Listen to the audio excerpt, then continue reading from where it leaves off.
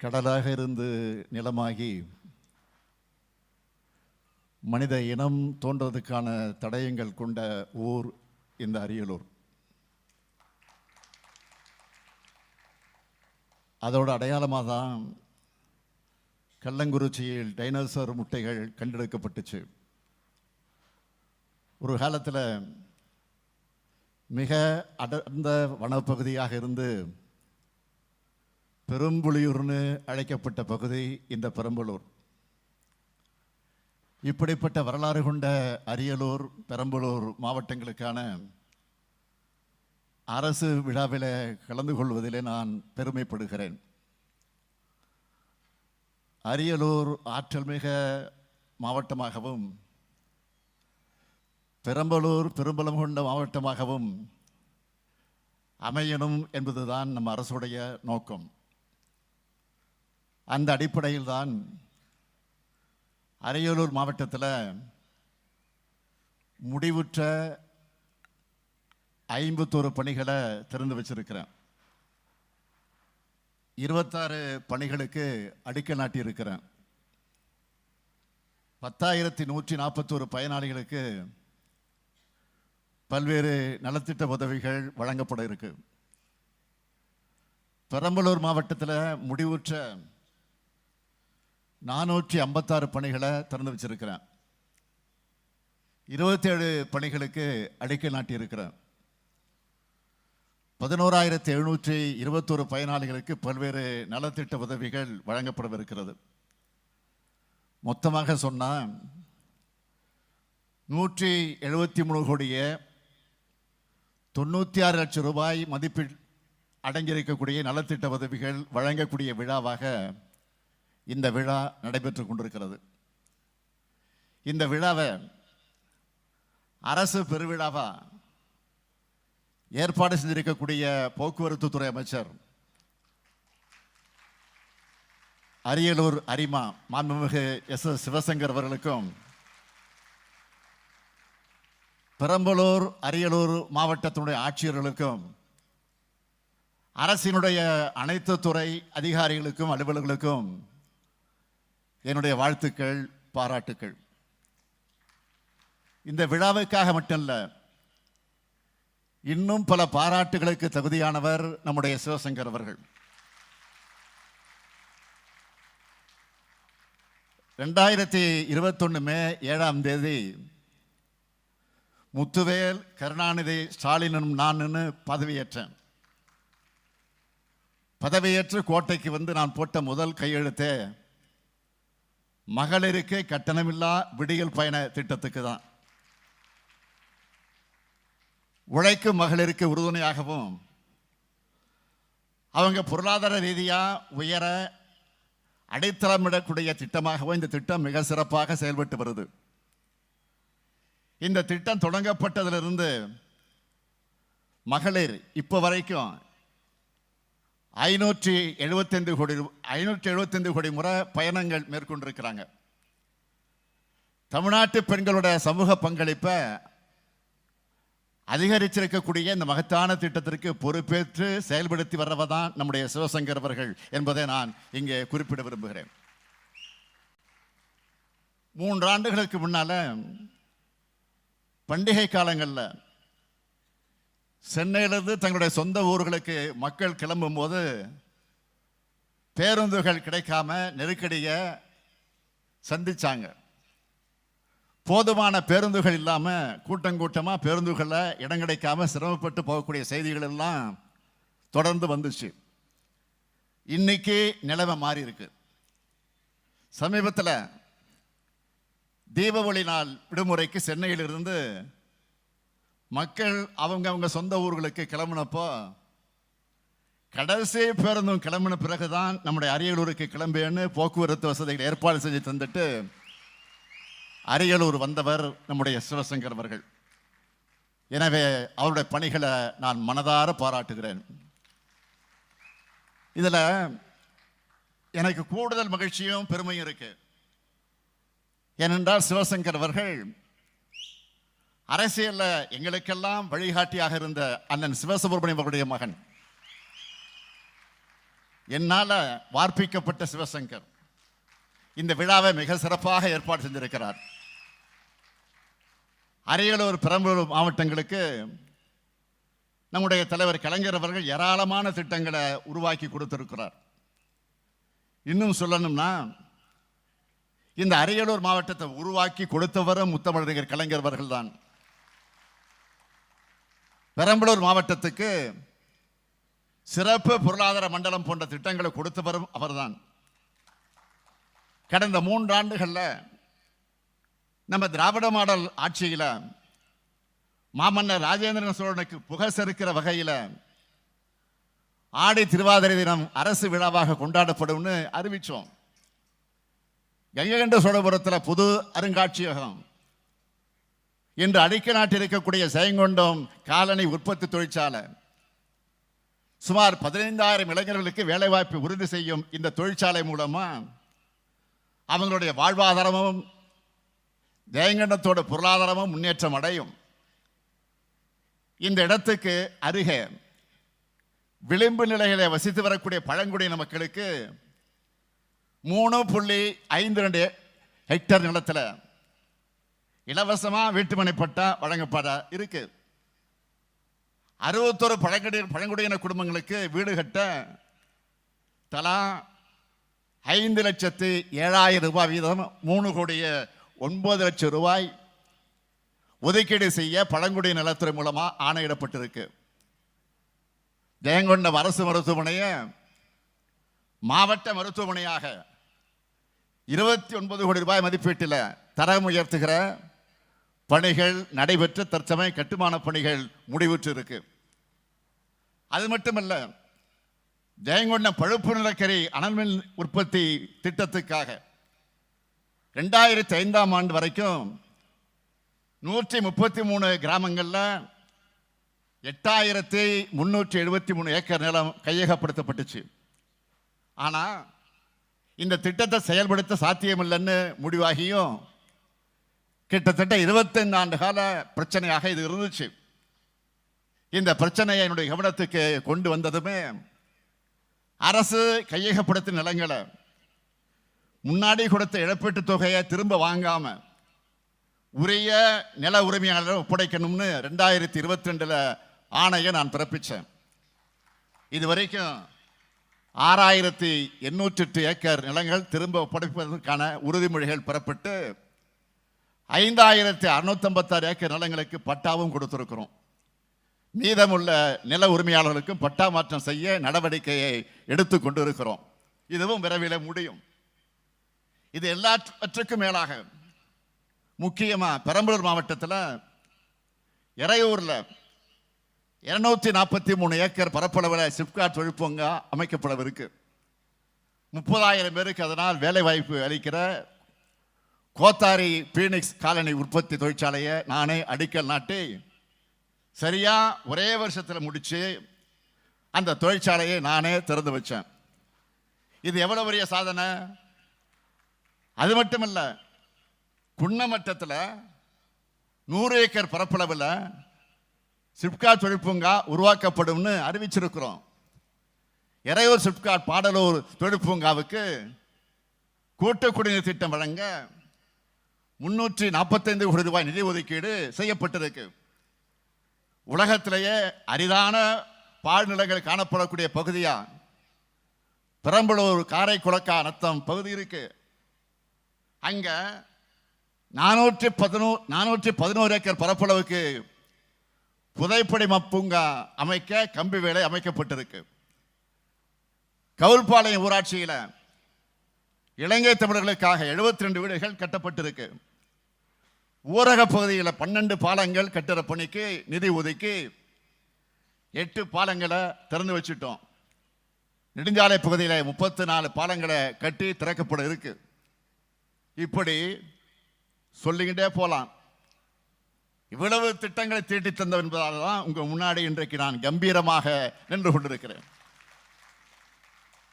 இன்னும் பல திட்டங்களை தீட்டித்தர நினைக்கிறதுனால தான் உங்களை பார்க்க நான் மகிழ்ச்சியோடு வந்திருக்கிறேன்.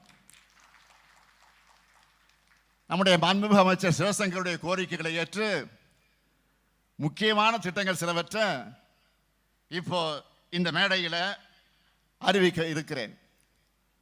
அரியலூர் மாவட்டத்தில் இருக்கக்கூடிய நதியனூர் கூட்டுக்குடிநீர் திட்டம், வெற்றியூர் கூட்டுக்குடிநீர் திட்டம், ஜெயங்கொண்டம் உடையார்பாளையம் நகரங்களுக்கான கூட்டுக்குடிநீர் திட்டங்கள் 3,20 லட்சம் ரூபாய் மதிப்பீட்டில் அது மேம்படுத்தப்படும். அரியலூர் மற்றும் பெரம்பலூர் மாவட்டங்களை சார்ந்த 645 கிராம குடியிருப்புகளுக்கான கூட்டுக்குடிநீர் திட்டம் 42 கோடி ரூபாய் செலவில் மேம்படுத்தப்பட்டு தடையின்றி போதிய குடிநீர் வழங்கப்படும். அரியலூர் மாவட்ட ஆட்சியர் அலுவலக வளாகத்தில் தீயணைப்பு மற்றும் மீட்பு பணி நிலையத்திற்கு 4 கோடியே 30 லட்சம் ரூபாய் செலவில் புதிய கட்டடம் கட்டப்படும். அரியலூர் வட்டம் வாரணவாசி கிராமத்தில் மருதையாற்றின் குறுக்கே 25 கோடி ரூபாய் மதிப்பீட்டில் புதிய தடுப்பணை கட்டப்படும். அரியலூர் மாவட்டத்தில் இருக்க துணை சுகாதார நிலையங்களில் வாடகை கட்டடத்தில் இயங்கி வரக்கூடிய 35 துணை சுகாதார நிலையங்களுக்கு 15 கோடி ரூபாய் மதிப்பீட்டில் சொந்த கட்டடங்கள் கட்டப்படும். கால்நடை பராமரிப்பு துறைக்கு ஒருங்கிணைந்த அலுவலக வளாகம் 3 கோடியே 74 லட்சம் ரூபாய் மதிப்பீட்டில் கட்டப்படும். பெரம்பலூர் மாவட்டத்தில் கூடலூர் ஜமீன் பேரையூர் சாலையில் மருதையாற்றில் வெள்ளப்பெருக்கு ஏற்படும் போது சுற்றி இருக்கக்கூடிய கிராம மக்கள் பெரும் சிரமத்திற்கு ஆளாகிறாங்க. இவங்களுக்கு பயனளிக்கக்கூடிய வகையில் 24 கோடி ரூபாய் செலவில் மருதையாற்றின் குறுக்கே உயர்மட்டம் பாலம் அமைக்கப்படும். வெங்காய உற்பத்தியில் முன்னிலை இருக்கக்கூடிய பெரம்பலூர் மாவட்ட விவசாயிகள் பயன்பெறக்கூடிய வகையில் புதிய வெங்காய விற்பனை மையம் அமைக்கப்படும். அரசு பள்ளி மாணவர்களுக்கு உயர்தர கல்வி பயிற்சிகள் வழங்குகிற அரசு மாதிரி மேல்நிலைப்பள்ளி பெரம்பலூரில் வாடகை கட்டடத்தில் இயங்கி வருது. இந்த பள்ளியை மேம்படுத்தக்கூடிய வகையில் 56 கோடி ரூபாய் செலவில் புதிய வகுப்பறை மற்றும் விடுதி கட்டடங்கள் கட்டப்படும்.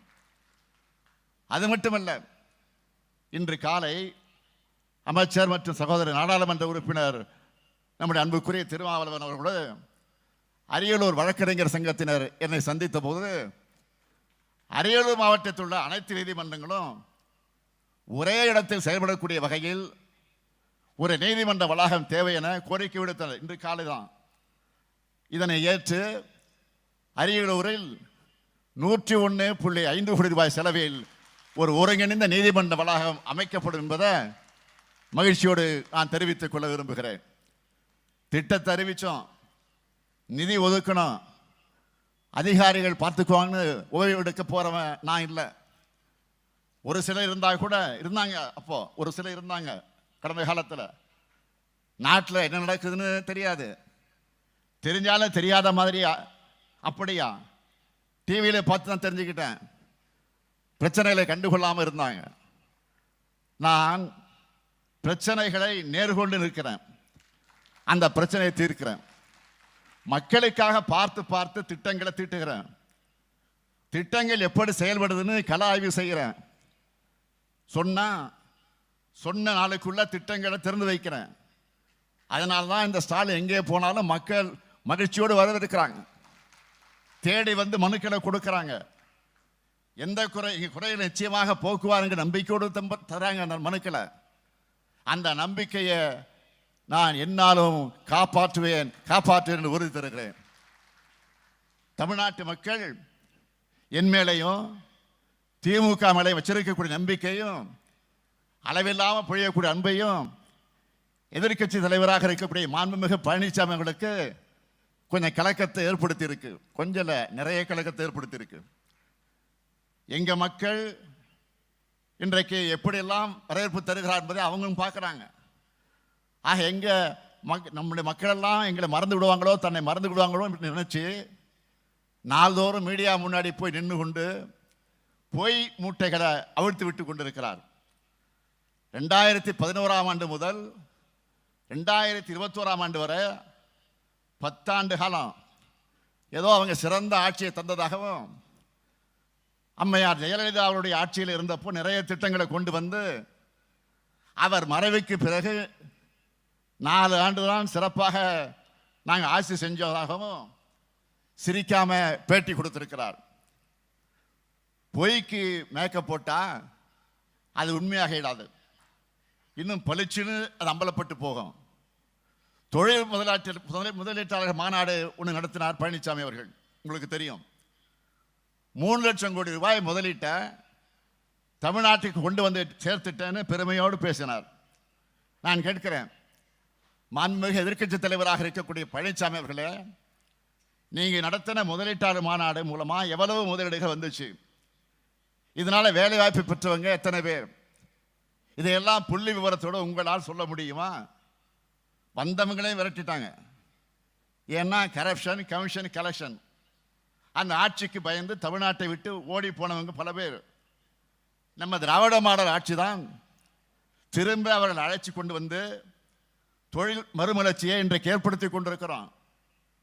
கடந்த 3 ஆண்டுகளில் 31 லட்சம் பேர்களுக்கு நேரடி மற்றும் மறைமுக வேலைவாய்ப்பை உருவாக்கக்கூடிய வகையில் 10 லட்சம் கோடி ரூபாய் முதலீடுகளை ஈர்த்திருக்கிறோம்.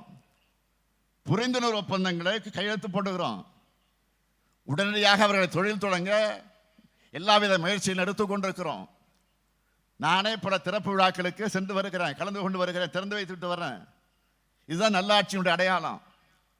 ஆனால் பழனிசாமி ஆட்சியோட நிலைமை என்ன? எப்படா முடியும்னு இந்த ஆட்சி தன்மானம் உள்ள ஒவ்வொரு தமிழரும் காத்திருந்த நிலையிலே தான் இருந்தது பழனிசாமியுடைய ஆட்சி.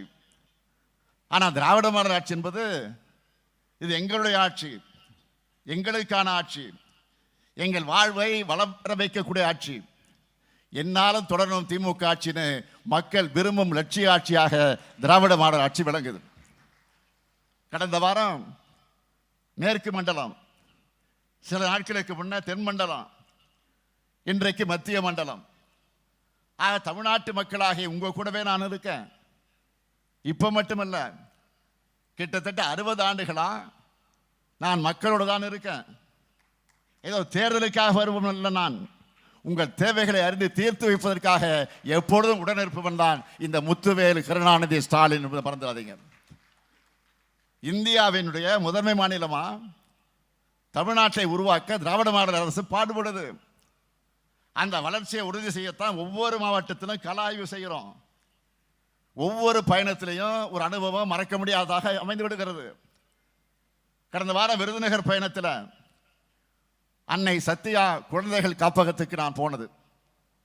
ஏன்னா வாழ்நாள் முழுமைக்கும் மறக்க முடியாததாக அது மாறிடுச்சு. அந்த காப்பகத்தில் இருந்த குழந்தைகளுக்காக நான் கேக், பழம் வாங்கிட்டு போய் பார்த்தேன். அவங்க கூட இருந்த ஒவ்வொருவரையும், அந்த நேரத்தில் ஒவ்வொருடையும் அவங்க மேலே என் மேலே காட்டின பாசமும் என்னை உருக வச்சுது. ஒரு முதலமைச்சர் நம்ம பார்க்க வராரு, ஃபார்மாலிட்டிக்காக பேசுகிற மாதிரி எந்த பாசாங்கும் அந்த குழந்தைகிட்டே இல்லை. அப்பான்னு அவங்களோட இதயத்திலிருந்து வந்த சொல் என்னுடைய இதயத்தில் ஆழமாக பதிஞ்சிச்சு. 3 ஆண்டு ஆட்சியில் நிதி நெருக்கடி, திட்டமிட்ட அவதூறுகள், செயற்கையாக உருவாக்கப்படக்கூடிய தடைகள் எதையும் பொருட்படுத்தாம எதிர்கால தமிழ்நாடு நலமான தமிழ்நாடாக இருக்கணும்னு திட்டங்களை செயல்படுத்திக்கிட்டு இருக்கோம். கலைஞர் மகளிர் உரிமை திட்டம், விடியல் பயணம், மக்களை தேடி மருத்துவம், நம்மை காக்க 48, எத்தனையோ முத்திரை திட்டங்களையும் நான் மேடைதோறும் பட்டியலிட்டு சொல்லுகிறேன். இந்த முத்திரை திட்டங்களுக்கு இடையிலே மறைந்திருக்கக்கூடிய பல முத்தான திட்டங்கள் இருக்கு. அப்படிப்பட்ட ஒரு திட்டம் தான் ஊட்டச்சத்தை உறுதி செய்யக்கூடிய திட்டம். கழக அரசு அமைஞ்சு ஓராண்டு நிறைவடைஞ்ச போது நான் ஆய்வுக்கு போனப்போ ஊட்டச்சத்து குறைபாடு கொண்ட குழந்தையை பார்த்தேன். அப்போ விசாரித்த போது இது போல குழந்தைகள் பிறக்குது, அதிகமாக இருக்குன்னு கவனத்துக்கு வந்துச்சு.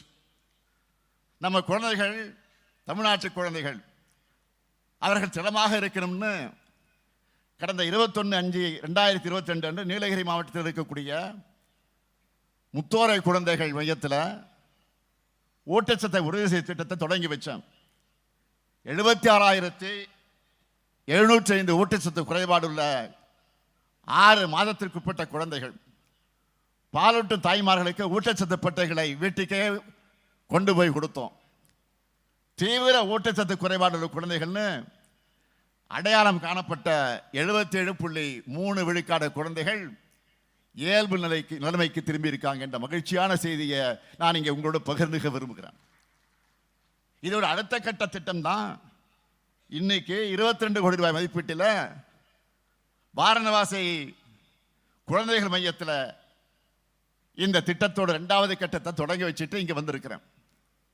இந்த நேரத்தில் எல்லா மாவட்டங்கள்லையும் இந்த திட்டம் தொடங்கி வைக்கப்பட்டிருக்கு. இதெல்லாம் கட்சியை தாண்டி, அரசியலை தாண்டி, தேர்தலை தாண்டி செய்ய நினைக்கிறது. மிக மிக பிற்படுத்தப்பட்ட சமுதாயத்தை சார்ந்தவன் நான் சொன்னார் தலைவர் கலைஞர் அவர்கள். எத்தனை மிக மிக வேண்டுமானாலும் போட்டுக்கொள்ளுங்கள் என்று சொன்னார். என்னை பொறுத்தவரையிலும் மிக மிக மிக நலிந்த மக்களுக்கான ஆட்சியா இந்த ஸ்டாலின் ஆட்சி இருக்கணும்னு நான் நினைக்கிறேன். விளிம்பு நிலை மக்கள், பெண்கள், இளைஞர்கள், மாணவர்கள், குறிப்பாக குழந்தைகள் நலன் பேணப்படணும் அப்படின்னு நினைக்கிறேன். குழந்தைகள் தங்களுக்கு தேவையானதை கேட்க முடியாது. அப்படி கேட்க முடியாதவங்களுக்கு இந்த அரசே முன்வந்து செய்யணும், அந்த நன்மைகளை செய்யணும் என்று நினைக்கிறேன்.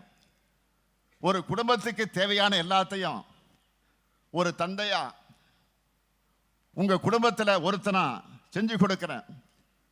உங்க குழந்தைகள் நாளைக்கு வளர்ந்து நல்ல நிலை அடைகிறப்போ அவங்க சொல்லணும், ஸ்டாலின் முதல் முறை முதலமைச்சராக இருந்தப்போ கொண்டு வந்த காலை உணவு திட்டத்தில் தினமும் சுவையான உணவு உண்ட 18 லட்சம் குழந்தைகள்ல நானும் ஒருவன் அவங்க சொல்லணும். ஸ்டாலின் கொண்டு வந்த ஊட்டச்சத்தை உறுதி செய் திட்டத்தால எனக்கு சத்தான உணவு கிடைச்சதுன்னு அவங்க சொல்லணும். நான் முதல்வன், தமிழ் புதல்வன், புதுமை பெண் திட்டங்கள் மூலமா நானும் என் குடும்பம் முன்னேற ஸ்டாலின் ஒரு முக்கிய காரணம்னு அவங்க சொல்லணும். நிச்சயம் சொல்லுவாங்க. அவங்களுடைய வாழ்த்துக்களையும் அன்பிலையும் தான் இந்த ஸ்டாலின் தமிழர்கள் மனசில் என்றும் நிறைந்திருப்பான். எதிர்காலத்திலே தொடரப்போகும் இந்த திட்டங்களால வரலாற்று திராவிட மாடல் அரசும் அதை வழிநடத்துகிற இந்த ஸ்டாலின் பெயரும் அழிக்க முடியாதபடி என்றென்றும் நிலைச்சிருக்கும் என்பதை மாத்திரம் இந்த நேரத்தில் உறுதியோடு இருந்து சொல்லி, என்றைக்கு உங்களோடு இருக்கக்கூடியவர்கள் தான் நாங்கள். ஆக எங்களோடு நீங்கள் நிச்சயமாக உடனிருக்கக்கூடியவர்களாக இன்றைக்கு இருந்து கொண்டிருக்கிறீர்கள். ஆக அந்த அப்படிப்பட்ட ஆதரவை தொடர்ந்து நீங்கள் வழங்க வேண்டும். இந்த அரசுக்கு என்றைக்கு நீங்கள் துணை நிற்க வேண்டும் என்று அன்போடு கேட்டு விடைபெறுகிறேன். நன்றி, வணக்கம்.